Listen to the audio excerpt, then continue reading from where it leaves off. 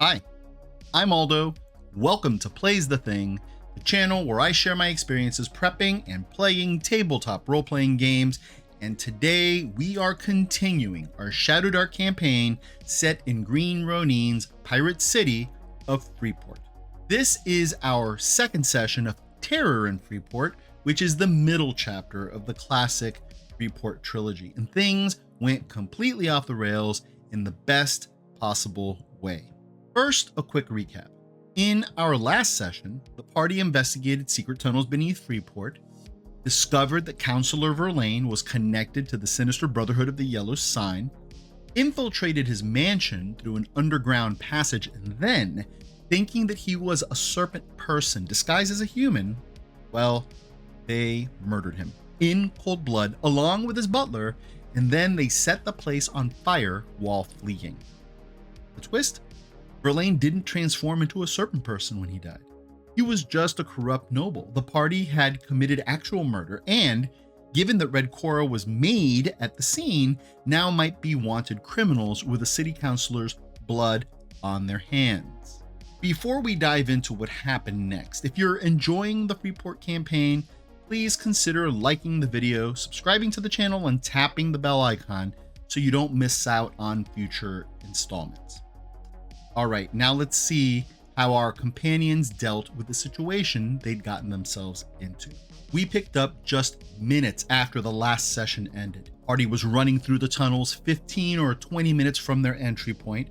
Their hearts were pounding, the smell of smoke was behind them, and they carried a bundle of papers and journals that they'd stolen from Verlain tucked in their packs. Our friend Mike couldn't make this session, so I announced that Nicodeme had split off in the tunnels, maybe to scout ahead, maybe to throw off potential pursuit. But after I established that, that's when the session really began to shine right from the beginning. I asked the simple question every GM asks after a catastrophe: what do you do?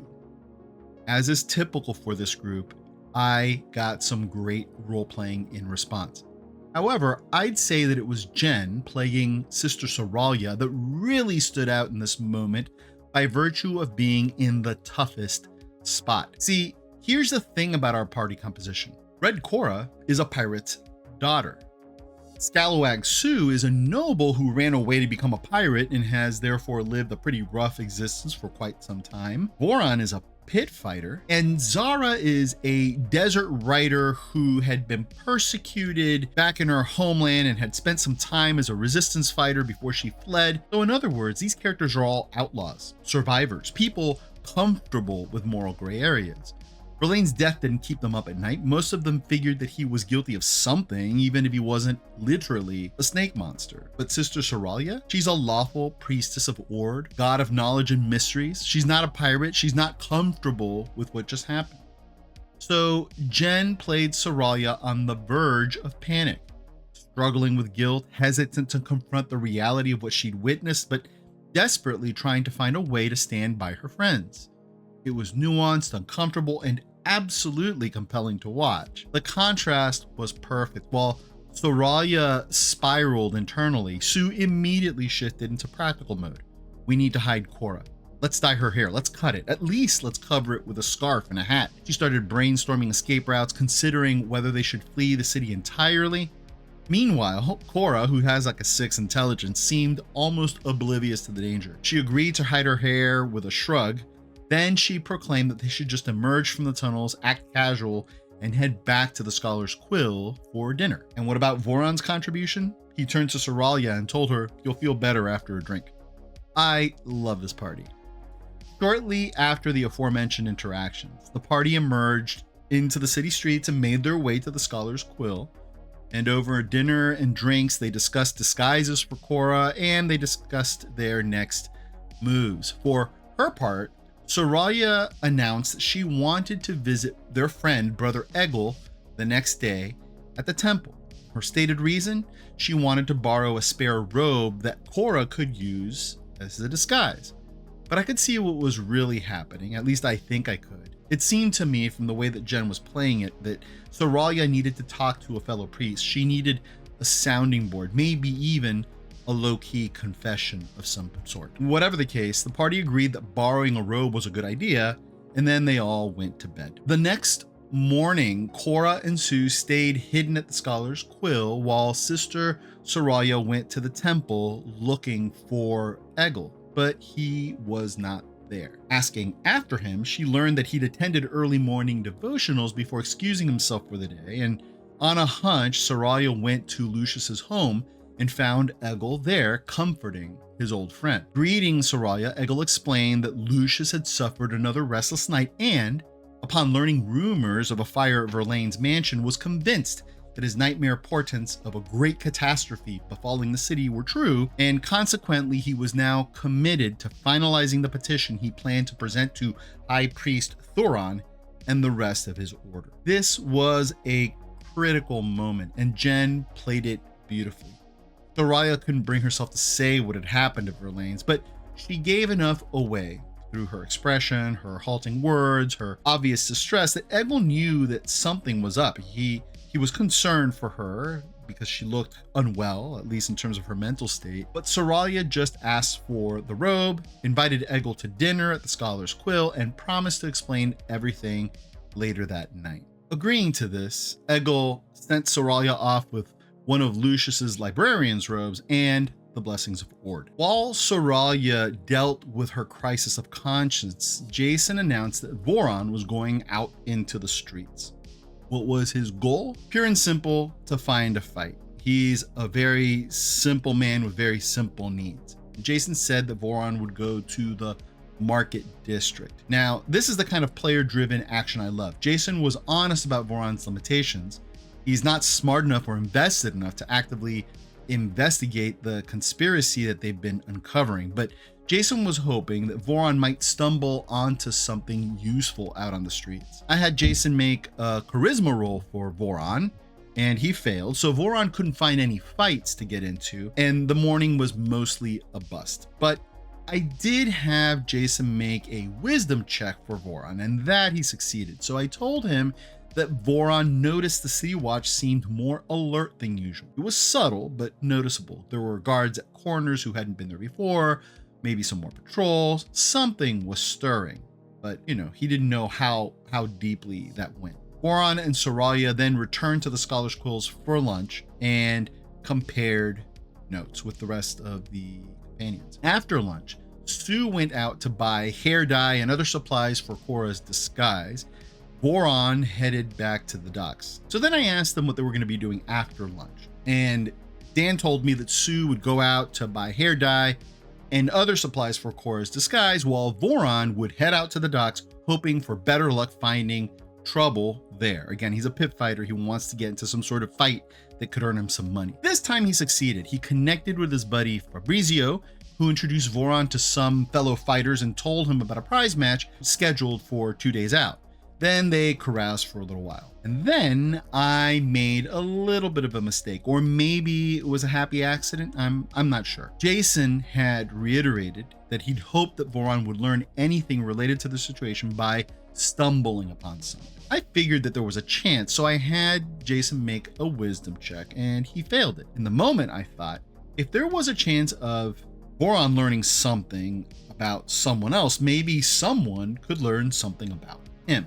So I decided that the watch was asking questions about Cora and the others in this neighborhood, and that they might talk to somebody in the neighborhood, like Fabriio, for example. So I decided to let Fabriio make a wisdom check to see if he was questioned what he would know or think or say, and he rolled a natural 20. So Fabriio realized that the watch's line of questioning might endanger his friends. He didn't share any of the information with them, and instead he quietly approached Voron and warned him that the watch was asking questions, and also said that they were looking out for Cora, and shared that the investigator's name was Mira Vance. It was only after the scene that I realized I'd advanced the timeline a bit faster than my faction procedures suggested. The watch probably shouldn't have been actively canvassing yet. In getting caught up in the moment, I lost track of my charts and I misjudged that. But you know what? Sometimes we mess up, and sometimes those mistakes create tension. The watch didn't actually learn anything because of Fabrio's natural 20, so there's no harm there. But now the players knew that they were being hunted, and whatever. It's not what I had sort of laid out for myself, but it was dramatic and useful, and it already happened, so I just decided to roll with it. Anyway, later that evening, Egil arrived at the Scholar's Quill for dinner, and everybody gathered together. Saralya couldn't bring herself to tell the story, so she asked the rest of the party to do it for her. Sue then stepped up. She told Egil everything, except she claimed that Verlain and his butler had attacked the party upon discovering them, and so therefore she cast it as self-defense rather than murder. Egil was disturbed, but he bought the story, given the stuff that had happened over the last few weeks. And here's the fascinating part. Saralya visibly calmed down after Sue's sanitized version of events. You know, thinking back, I'm not even 100% sure that Saralya actually witnessed the murder.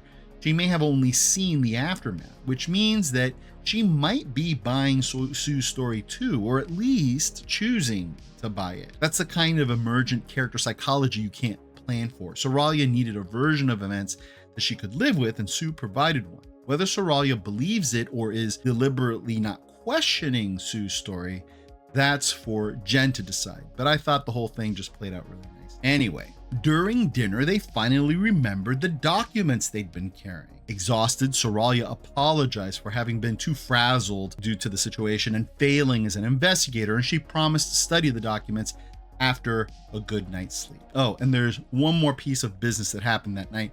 The party started discussing relocating. Eventually, people would track them to the Scholar's Quill, they reasoned, so they wondered if Lucius would let them hide out in his now empty basement library.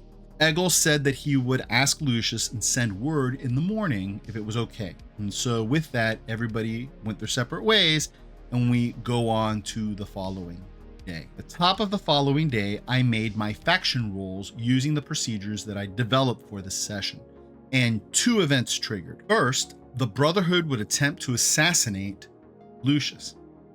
Second, Thoron, the High Priest, learned about the PC's involvement and would reach out to them through Egil.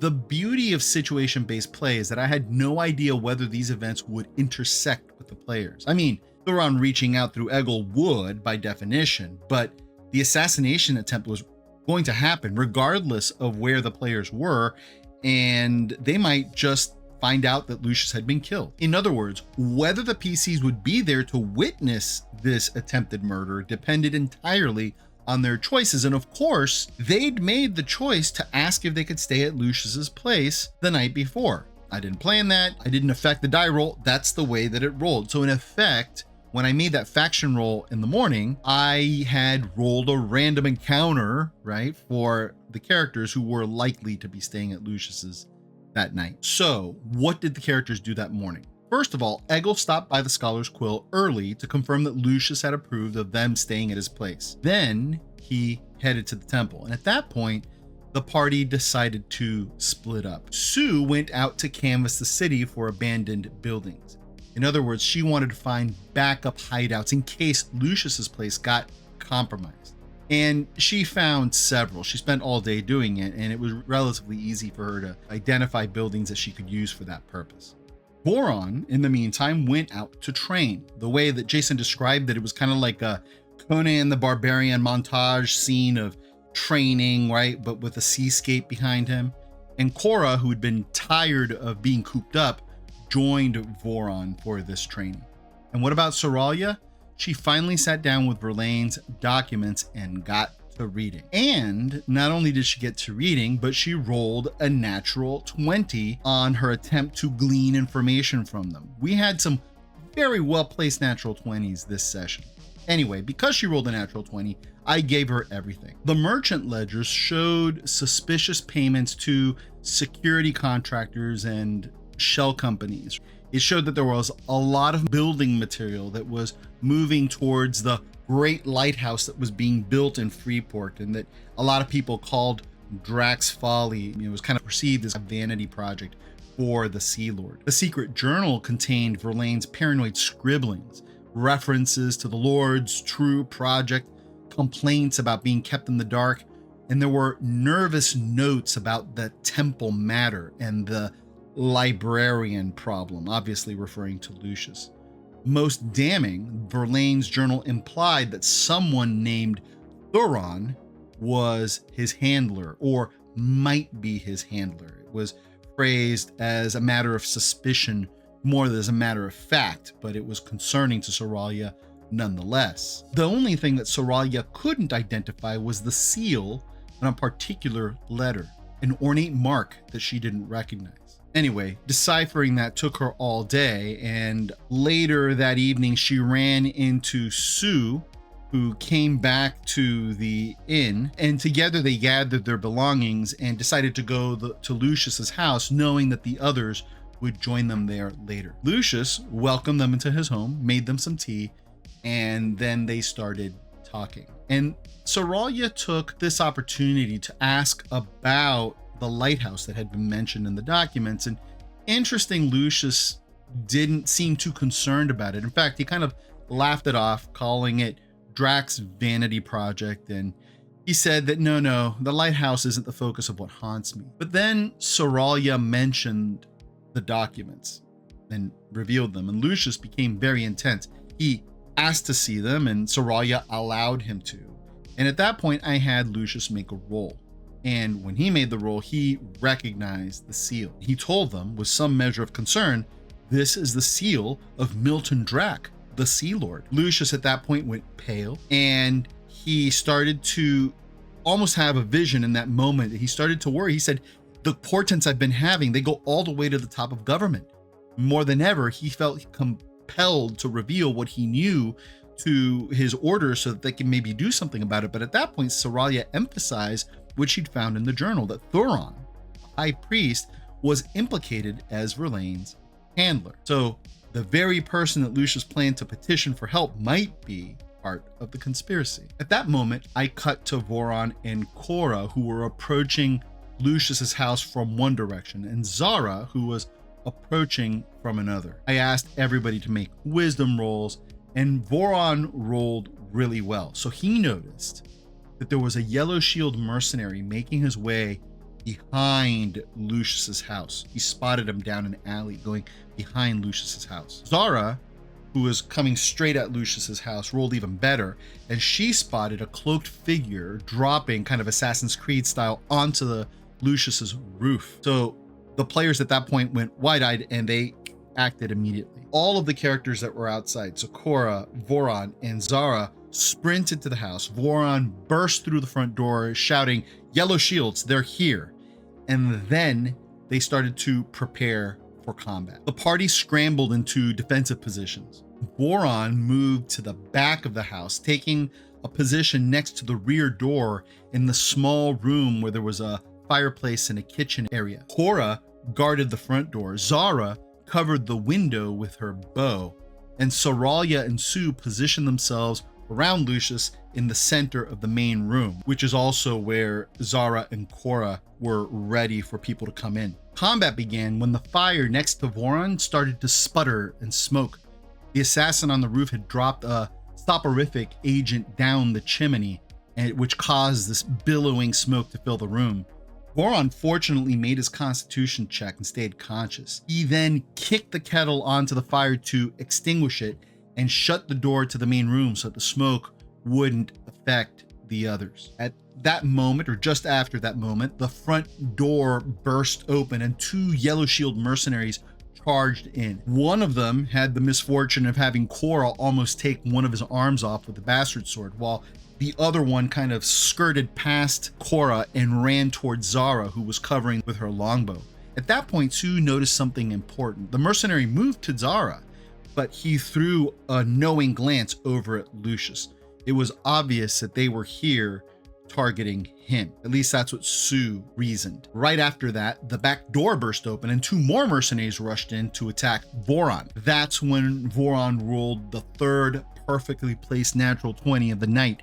He immediately dispatched one of the guys, decapitating him in a single stroke, and that all but guaranteed that this fight was going to be brutal but short. A moment later, Saralya nearly immolated one attacker with a smite attack, and the remaining mercenaries fell quickly to arrows from Zara and dual strikes from Sue, and one of the men in the back failed his morale check and fled into the night, and Voron let him go. as the character stood there breathing heavily and letting the adrenaline start to ebb, they heard some noise at the front door, and Cora was like, I'm gonna run out and attack. And I said, are you sure you're just gonna go out and swing? And she's like, well, I'll look to see who's there. And at that point, Egil stepped around the corner.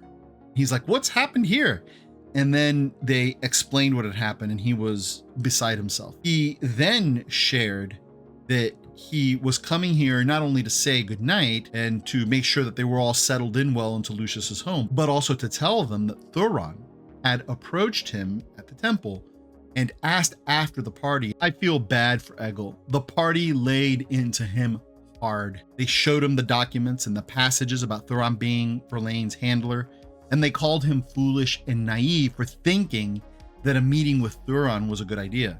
Egil, maybe to his credit, listened. He admitted that their suspicions were grounded in logic, and he deferred to their judgment. He agreed that if Thoron really was Verlain's handler, walking into a meeting with him would be walking into a trap, and that it was probably better to be paranoid and alive than trusting and dead. So that meant that the party had to figure out what to do next. They knew that there was an assassin on the roof.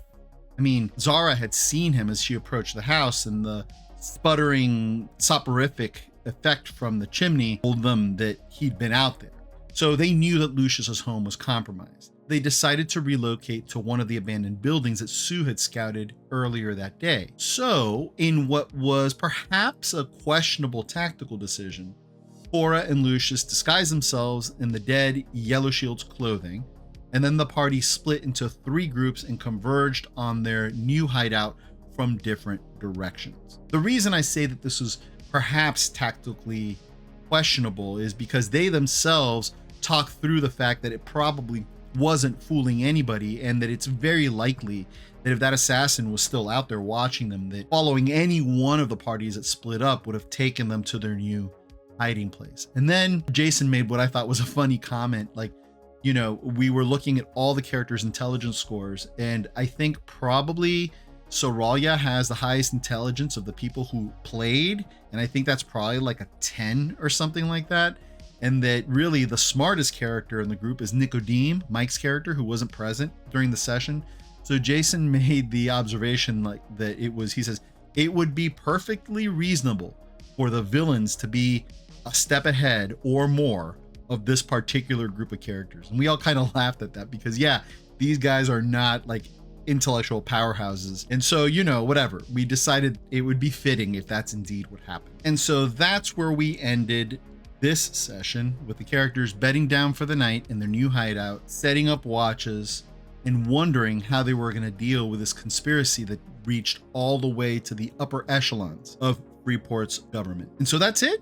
That's what happened in this session of Freeport. I am looking forward to seeing what happens next, and we'll find out soon enough. I imagine that we'll play again in the next few weeks, and I'll post a video then. In the meantime, thank you so much for sticking around to the end. And as always, I wish you good health. I wish you good cheer. I wish you good gaming. Goodbye.